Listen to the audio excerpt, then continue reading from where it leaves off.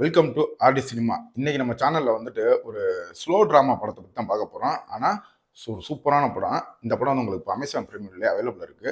Housemate இந்த படம் வந்து 2011 தான் எடுத்திருக்காங்க. இது ஒரு கொரியன் படம். இப்போ இந்த படத்தோட ஸ்டோரி எடுத்துக்கிட்டிங்கன்னா, ஒரு ஏழை வீட்டு பெண்ணு ஒரு பணக்கார வீட்டுக்கு வேலைக்கு போறா. அங்க வேலைக்கு போன இடத்துல அந்த வீட்டோட ஓனர் இருப்பான்ல, அவனுக்கும் இவளுக்கும் கொஞ்சம் அஃபேர் உண்டாகி அவ பிரெக்னென்ட்டும் ஆயிடுறா.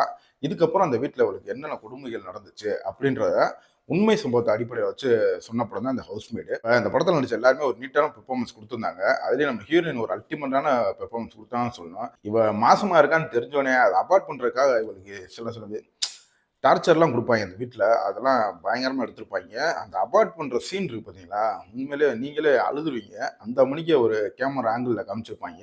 இத்தனைக்கு அவள் நியூடிட்டியோடு தான் இருப்பாள். அந்த ஒரு குளிக்கிற பாத்தில் குளிச்சுக்கிருப்பா. அந்த டைம் தான் அந்த அபார்ட் சீன் எடுத்த விதம் ரொம்ப நல்லாவே இருந்துச்சு.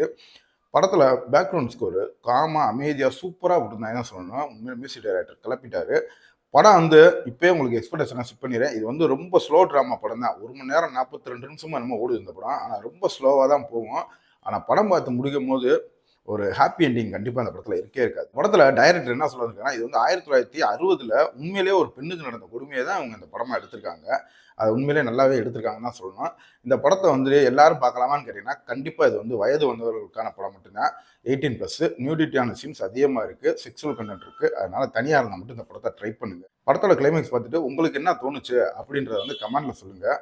இந்த இதில் நான் புரிஞ்சுக்கிட்டது என்னென்னா, ஏழையாக தான் இருக்கணும் என்றைக்குமே. ஏழைக்கு வந்து என்றைக்குமே நியாயம் கிடைக்காது. பணம் இருந்தால் மட்டும்தான் நியாயத்தை வாங்க முடியும்.